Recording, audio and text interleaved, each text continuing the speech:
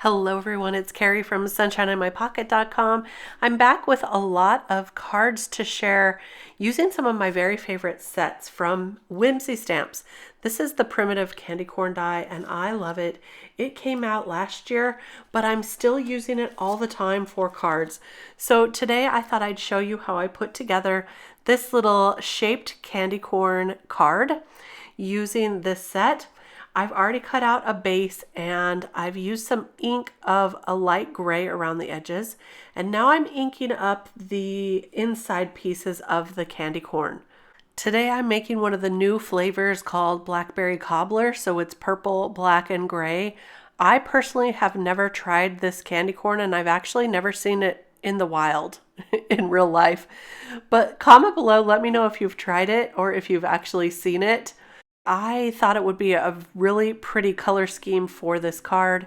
Now I'm inking on some gray and black to the gray section of the candy corn, and now I can start putting this together. Now some of you might have seen that little bat there on the left. That is actually a brand new stamp set called Let's Get Spooky, and the little bats in there are just the cutest. So I've got a few cards to share using that. So this first one, as I put this together, this first one I've already colored up the bat using some grays and purples, and that's going to have a little bit of a reminiscent feel of this color scheme. So I thought it would work out perfectly. Now to make this into the shaped card that I want, I'm taking the largest die from that primitive candy corn die set, and I'm going to kind of put it off the edge of my card base here. This is already pre-folded, pre-scored, and I'm gonna run that through my die cutting machine, and that is going to give us the perfectly shaped candy corn card. It's so cool. So I'll just add this candy corn to the top. It's really simple to do and really fun to make these shaped cards. Now, sometimes when I create these candy corn cards, I will just make the shaped card and attach the three pieces to the top of the card itself and not have that center piece in the middle. And I'll show you what I mean by that at the end. But here's this new Let's Get Spooky stamp set, and look at the little moons you get in there. There's 3 different bats. There's a little cloud, some stars, and some really cute sentiments. But today I'm going to build my own sentiment using the Mix and Mingle Alpha die set. This is a new favorite of mine. I am in love with creating my own sentiments with this die because all the letters are different.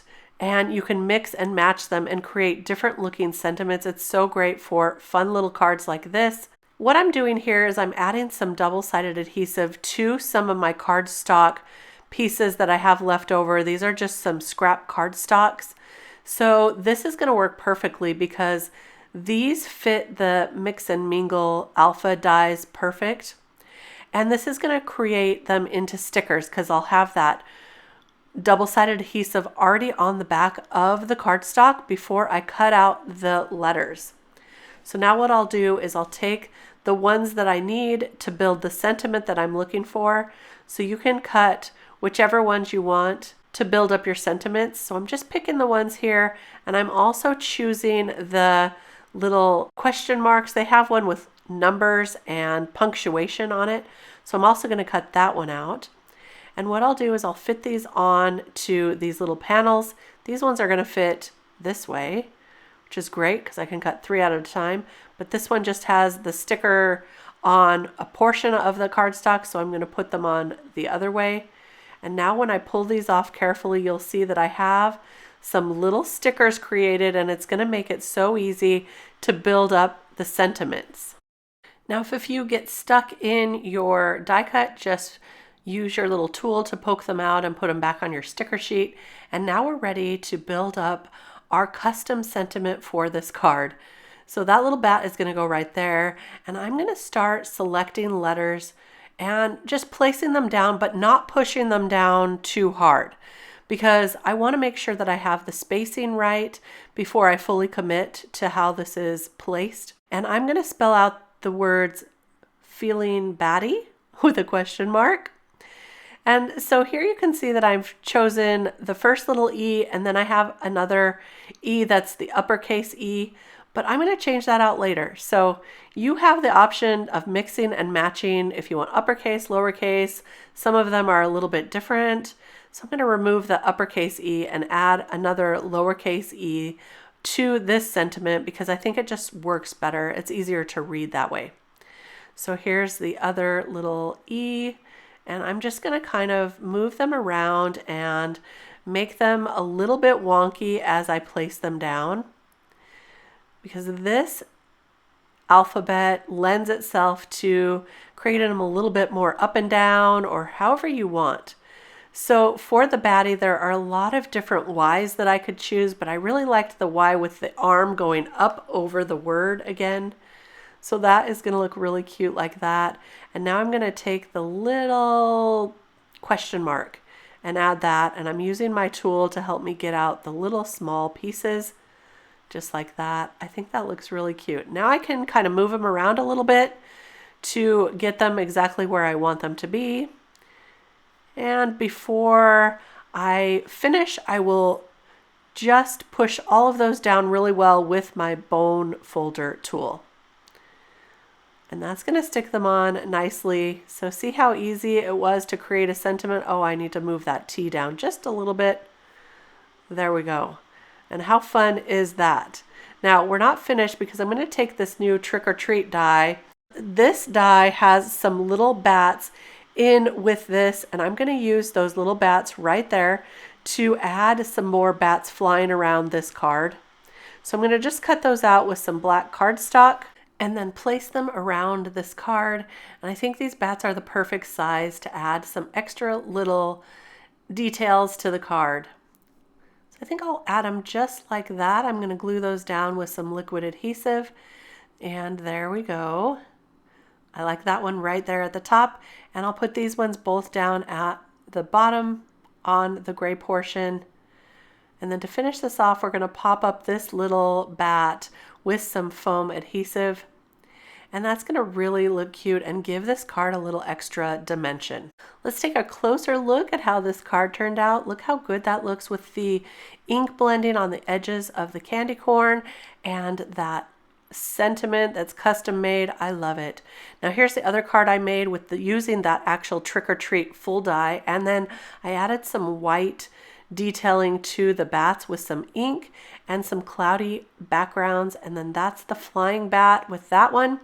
Now I'll show you a few more candy corn cards that I've made. I've used a lot of different colors. Here's a traditional one where I used all of the extra details. It comes with the little buttons and those little stitch marks, but the candy corns on the top and the bottom, those are the rub-ons. And this little monster I think is so cute. Now this is one I built directly on the card base, so I wanted to show you that. And the rest of these I also built directly on the card base. But here's one with those bats with the crazy eyes. And of course I had to do a glittery teal because I can't resist my glitter. But this is again one I built directly on the card base. So you don't have to use that extra layer if you don't want to. And again, I used some of the extra stitching and buttons details to that. And for this one, I had to add a spider. That spider die is just so realistic. And then this spider web I embossed in the center with some glitter embossing powder, black glitter, so fun. And then I added a little scaredy cat and eek to this one. Super cute and so much fun. You can see that I love this die and all of these sets together. Now here's one I added with a little dragon peeking behind, and so fun in grays and whites as well, with a few of those little mini jacks added to the front for fun. That's another one of my favorites for some detail dies to add.